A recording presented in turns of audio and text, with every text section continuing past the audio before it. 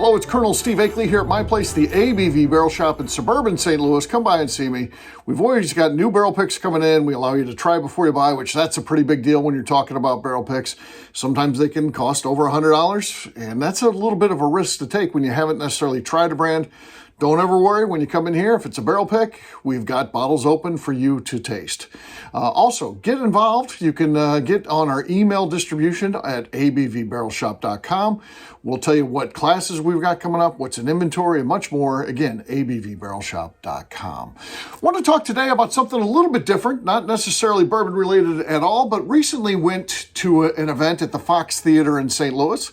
If you ever are going to be coming to St. Louis, I would check out what's going on at the Fox. It's just a fantastic place to go. It's one of those places that was restored to greatness like in the 80s. It was a place that my parents used to go when they were like kids. It was really this unbelievable place to go watch movies, if you can believe that. When you go into that theater, take a look around and imagine that's a place to go and watch movies. It's hard to believe. I mean, it's so over the top, overdone. It's one of those things, you couldn't even build it today. I mean, sure, I guess you could. You could get all the artisans that could do that. It would cost you so much, no one would do it. So it's one of those things that we're lucky to have here because no one's going to do something like that again. So just really just a cool place to go.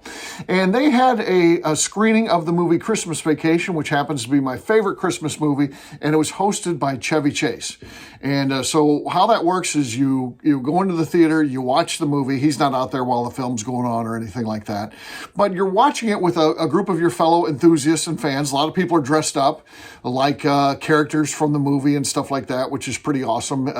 Chevy wears several outfits, and I think I saw someone with every single one of the outfits that he had on throughout the movie. He had, of course, some Cousin Eddie people, in again, various outfits, whether it's with the dickie on, the white sweater and the dickie, or, of course, the famous in the bathrobe with shitters full, that outfit. You saw several of those there.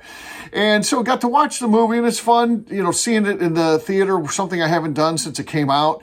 And it was, it's a better experience, as we know, to see a movie in the theater, with your fellow fans laughing in the right spots and stuff like that. And these are people that love the movie as well. So it was really, just that alone was a cool experience. And then when that ends, the announcer comes out and introduces Chevy Chase and his wife, and they come out. And I had like the platinum package thing where you get to meet him afterwards and stuff like that. So I'm really close and literally get to see the man come out on the stage, and it's cool. I mean, he's 81 years old at this point, so he's not a young guy, but he's still certainly full of life, funny.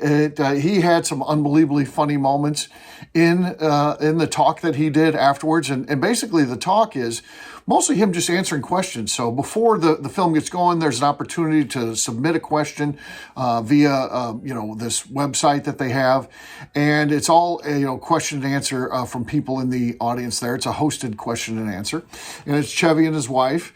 And yeah, you get to hear some insightful stuff when he's talking about, like, there's a lot of stories that happen.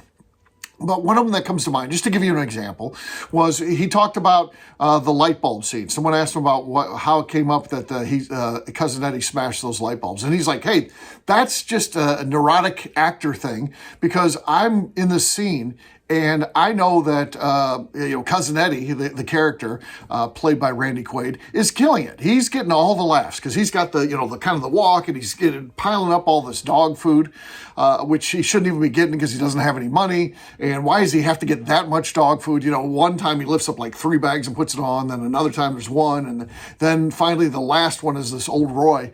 Well, Chevy came up with the idea kind of on the spot as he's doing this, is like, somebody get me, a box of light bulbs, because they were actually at a grocery store when they were doing it, or Walmart or whatever it was. So they get that, and then his idea was to put that down, and then he crushes it, and of course it's one of the funniest things in the movie. I mean, just again, beautifully acted by Randy Quaid. I mean, he's so spot on with this over the top character, and of course Chevy is this kind of aloof thing, and it's like, he puts the bulbs down, it crushes it, and they don't even like talk about it. Like if it happened to you in your life, if you had a buddy or a cousin-in-law that did that, you'd start yelling at them, but it just kind of, it happens, and they just kind of ignore it. And that just makes it that much funnier. And so he told that story and a lot of other things like that, kind of behind the scenes. And about some of the people. I posted a video where he talked about, Randy Quaid's actually off camera, kind of a quiet, shy, reserved guy, but then on camera, he's this over-the-top kind of character that is just so animated and funny. So, it was kind of cool just to hear the insights and stuff like that. So that was amazing. And, being that close to part of the VIP package was awesome. I think you get more by being close and seeing facial expressions and things like that. And certainly they got it on a big screen and stuff like that, so you can watch even if you don't have a close ticket. But I think it was better to be able to see up close and personal with Chevy right there, which I thought that was awesome. And then after all that's done, he and his wife leave the stage, and then they go up, and then you have to get in line, and then you get to meet them. Now, to me, it was really cool because I've liked Chevy Chase since I saw him in season 1 of Saturday Night Live. And, so being an old guy, I have that sort of connection. And then all of his movies, I saw them all first run, Caddyshack and, The Christmas Vacation and National Lampoon's Vacation and all the movies that he's done throughout the years, Fletch movies and that. I just enjoyed the guy. I think he's always been funny. And, of course, he has a reputation as being difficult to work with. I don't have any insight on that. He was fantastic at this event. He was funny. He was engaging. He was awesome. And then you get to meet him afterwards. And again, at that point, also you got to realize the guy's 81 years old. So, basically that's just a 15-second stand there, get your picture taken. And I just told him, I took the opportunity to say, hey, thank you for 50 years of laughs. And he said, hey, thanks.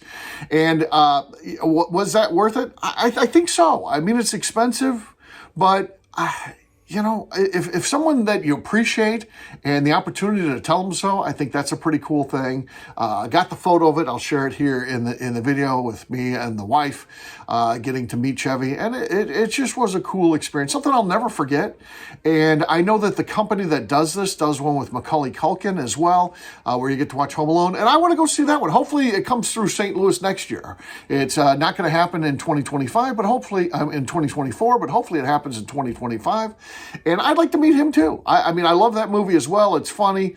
I don't know. I always think we owe Macaulay Culkin something. He was put on this stage as a kid, and he had difficult times following those movies and stuff like that. And we all laughed at him. And then because he was this kind of comedic genius, when he grows up, you just want to be that little kid still. And it's tough for him to be an adult, to continue on in the film industry, to make a living. So I know he had some tough times and he had some issues. And it seems to me, and watching from afar, don't know anything about the guy, but watching from afar, it seems like he's gotten, himself together. And it seems like he's found a happy place. And, good for him. He's still young enough where he can still have, some sort of movie career. So I'm always looking for him to come back and do something. But, I'd like to go see him as well. And I'd probably do the same thing, an opportunity to meet him. I saw some of those photos. They look a little bit more animated, like him getting off the chair and standing with people and, doing different things, from the movie and stuff like that. I think that that would be a fun experience. And again, not a bash on Chevy's 81 years old. I can't imagine if I make it to 81, I'm going to sit on the chair too, and you guys can just take a photo with me. So nothing bad to say about that. It was a great experience meeting Chevy. And overall, it was a great experience. I would encourage anyone to do it. If this comes to your town next year, and you get the opportunity to go meet someone hosting one of their films and hear a Q&A, if you like the movie, you like the actor or actress, I think it's worth going to. So that's my take on it. Just wanted to check in today and kind of get into that. See ya.